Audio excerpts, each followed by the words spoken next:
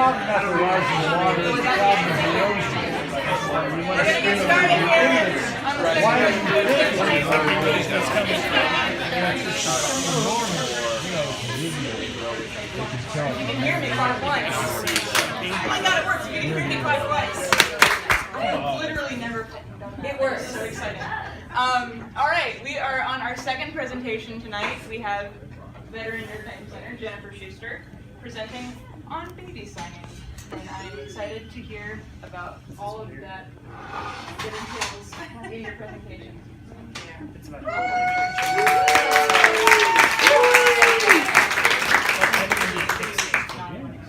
Okay. Alright, hi. I've presented once before, it was a long time ago. I don't really like public speaks, but I'm here. And for baby signing, I taught my own daughter sign language, baby signing, when she was little, and so I've had a lot of interest in it. I self-studied sign language for several years. I took classes. I'm really rusty now because I haven't used it very much recently, but anyways, I also translated all of this information from a paper I wrote in my senior of psychology degree. Okay, so baby signing, it utilizes concepts from actual American Sign Language, which has been used for many years to communicate between deaf parents and their children, or hearing parents and their deaf children, and also been used for verbally challenged people to communicate as well. But baby signing is a more simplified method. They don't go into the whole language of it usually. They just sign and gesture to communicate between hearing parents and hearing babies that just can't speak yet. It's a little more rich than dictic gesturing, which is very common among 10-month-olds and older. They point at things, they grab for things. That's useful, but it's not as rich as baby signing. So here's an example of didactic gesturing. It relies heavily on context. Whatever they're wanting to talk about has to be within view. Otherwise, it doesn't make sense.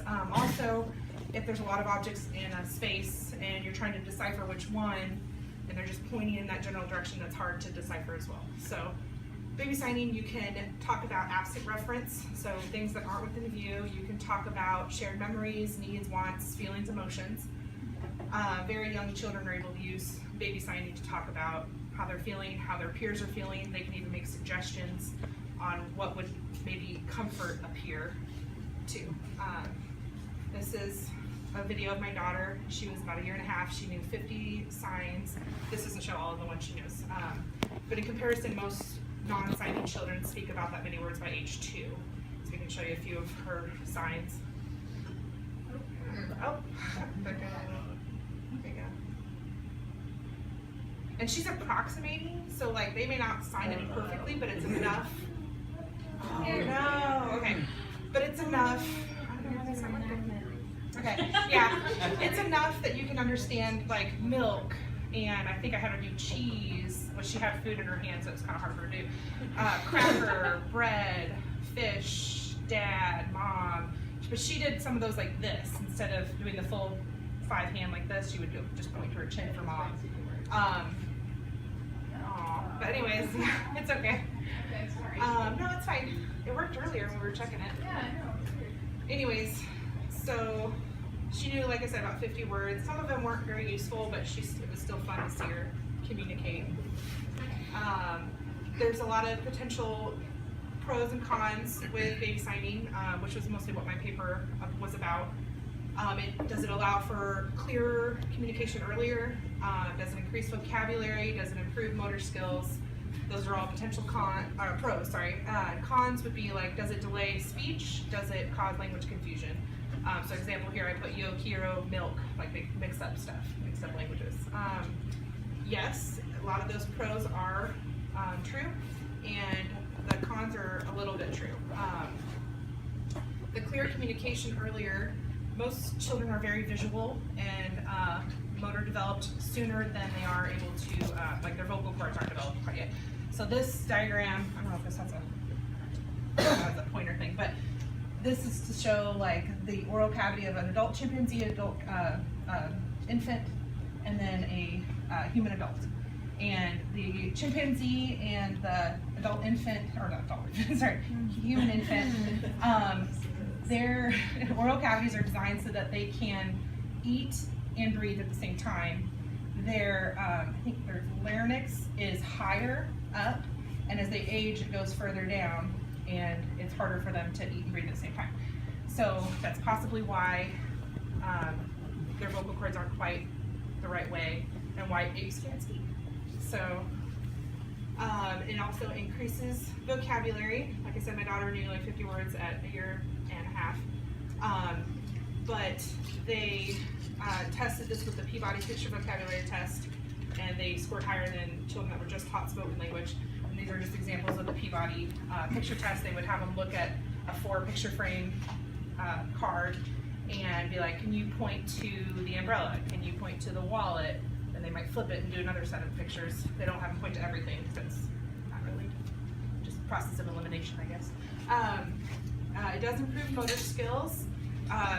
Children that are not taught sign typically will develop in spurts with language, and then they'll slow down, and they'll develop in spurts with motor skills and slow down and go back and forth. Children that are taught sign language and use it typically progress in both areas steadily, which is kind of cool. And then sign language also engages both sides of the brain.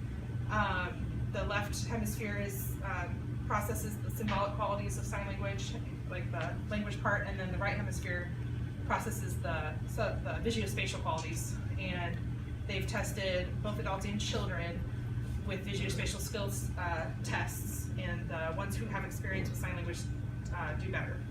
Here's an example of a visuospatial. Obviously, this is not something that's like a life skill to be able to do this, but it translates.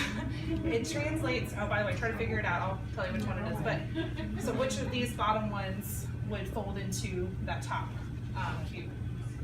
But it translates to being able to navigate in space, in 3D space. So that's why it's important. You got to be able to rotate things and figure out things. It's not enough time. It's A. D is very similar, but if you think about it, this arrow pointing to the two pointing together would be pointing to, it would be upward on the cube instead of to the side. The cons, potential cons, delayed speech. There is a slight delay in speech. It's kind of like they have a tool to communicate. Why do they need to speak yet? Eventually, I think they kind of figured out that it's more encompassing. They can talk to people who aren't their regular caretakers, would understand them better if they could speak. But also, typically about 18 months, children start to replace the signs with spoken words that they've added to their vocabulary. And then at 2 years, there's a notable disappearance of the signs, unless the parents just keep trying to use it. I didn't do that with her, so she lost most of her ability. She only knows like I love you and I really love you and stuff like that. So. And then another con, potential con, is language confusion. It's also considered the bilingual paradox. So there's two schools of thought. There's a unitary language system, which believes that we just have the capacity for one language, and it's really confusing if we try to add another language in there. Then there's the differentiated language system, which believes everyone's born with the capacity to learn multiple languages. Given the correct environment, they can learn them equally well and distinguish between them early on. There's evidence there's research that kind of leans towards the second, the differentiated. Bilingual children typically reach linguistic milestones at the same time as monolingual children. They also have researchers go in and talk to the children in one of their languages, and they noticed that the children would use a lot more of that language when they noticed the speaker was English per se.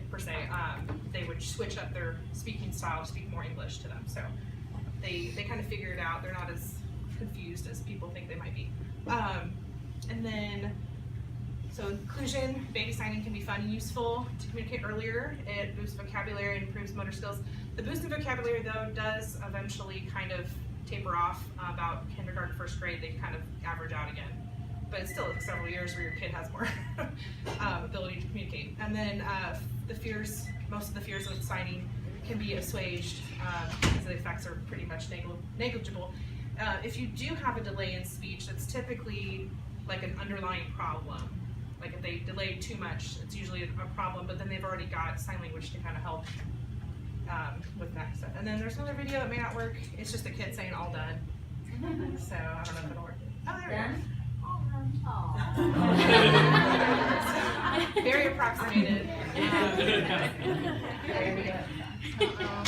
It's not working. Okay. Anyways, the last couple pages are just my references, but no way. Oh, there we go. Oh, there was a second page of references. Okay, but yeah.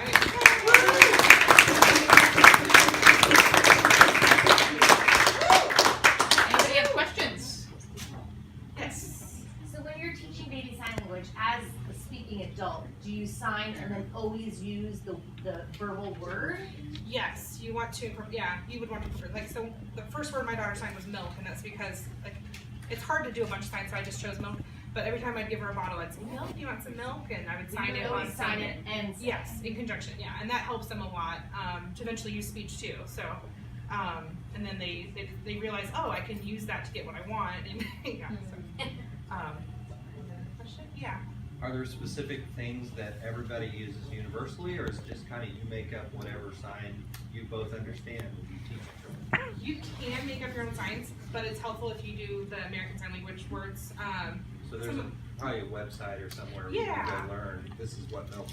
Yeah, there's I think it's signing or signsavvy.com. There's different online dictionaries for American Sign Language, and it's an actual language. It's not just like words that make English. You know, like they have different grammar and stuff, but you don't have to go that in depth with your baby sign. But yeah. So milk and mommy and all that stuff. Yes. Does a baby's spatial awareness have to be at a certain level before you can start signing with them? Like, do they have to be able to discern the shapes that your hands are making for them to know the meaning you're trying to convey? They would have to be able to see what you're doing, yeah, and be able to kind of mimic it. I think. So about what age would that be? Yeah. I think it was like 8 months about-ish. But you would want to start incorporating the signs earlier because it's like they're computing it, they're understanding, the receptive vocabulary is building before that, and then they start to use it about probably 8 months at the earliest.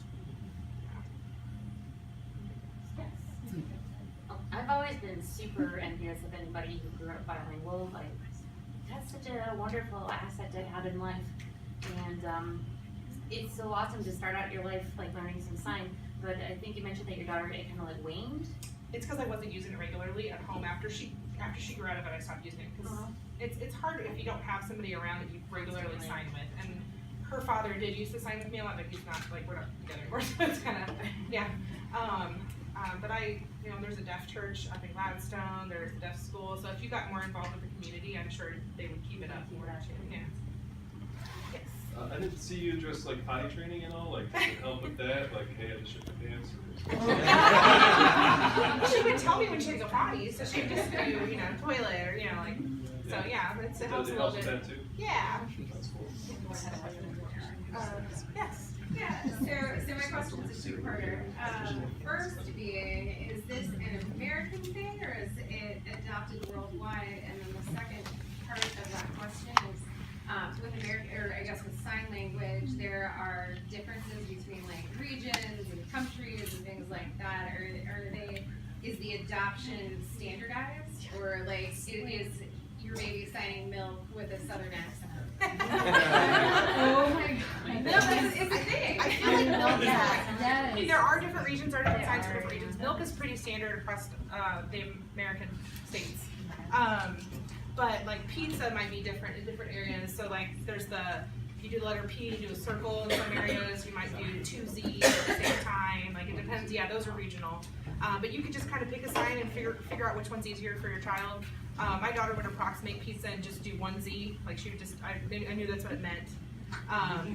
And there's home signs. They call them home signs if you make up your own. Like she made up Binky. She made up her own sign one time because there's not really a sign for Binky. You have to finger spell it, which is, kids can do it. I've seen videos online, but it's weird and it's hard for them, I feel like. So she made up a sign for Binky like that. But American Sign Language is standard in America. There's British Sign Language, there's Australian Sign, Japanese, like it's kind of all different countries, different areas. American Sign Language is actually more similar to French Sign Language than it is to English Sign Language because the French brought it here and they started teaching the deaf people here and made schools and stuff. Does that answer? Oh, that was great. Okay. Yeah, Mark. Yeah, the linguistics classes that I took, we did a lot of stuff about sign language, and something in there contradicted what we were taught. Oh, okay. Basically, when you do a functional magnetic resonance image, you get the exact same areas of the brain lining up for sign as you do for speech. So it doesn't So light up any it's visual, not it supposed, doesn't- I wasn't taught that it was bilateral, I was taught that it was the same, Okay. Basically, it was identical in the neurology. You know, Okay. the same It parts might of have the been brain. just focusing on the language part too. I don't know, because I mean, it would light up the language side, but it didn't light up the motor side at all. Because that's weird, because they're actually moving when they're doing it. So I don't know. I just, It's been several years, so. Yeah. in my psychology program, we did cover the fact that it is bilateral. The exciting Okay. part is that it activates Wernicke's and Broca's area in the left hemisphere, Yeah, but the it does Broca. also do the motor, like you said. Yeah. They might have just been talking about the. Yeah, just comparing the language sides, Yeah. lighting up. The Yeah. other thing is the problems with bilingualism. Basically, yeah, there is some ambiguity about that. There are some problems with that, but typically children will master two or many languages without too much trouble. The problem seems to be to get them to stick to one with certain people, you know. But generally speaking, there really isn't a big problem getting children to be bi or tri or quadrilingual. Yeah. You know, that there really isn't much drawback to that. And in fact, us monolingual speakers here are really the exception. Most people on this planet speak more than one language. Yeah. It is weird that we only. Yeah, we're only weird. get one around We're here. the outliers. Alright, well, thank you so Wait, much. wait. Oh, wait, ask one more question. yeah. Sorry. So, I'm like envisioning like a miracle worker thing with like the water pump and like how long did it take for your daughter to put together sign object, or Very- sign desire? Once she started signing, it went really quickly. I can't remember exactly how long, but she was learning words really, really fast after she noticed that it Okay, helped her like get once what she she made a wanted. connection, Yeah. it just kind of fell into place after that. Yeah. Okay. And we would do it with books. Or there was one time where I was like, I taught her cute, you know, and like there was a book where it said something like cute in it, and I was like, how do you sign cute? Just remember, trying to remind her, and she was just pointed to herself. That's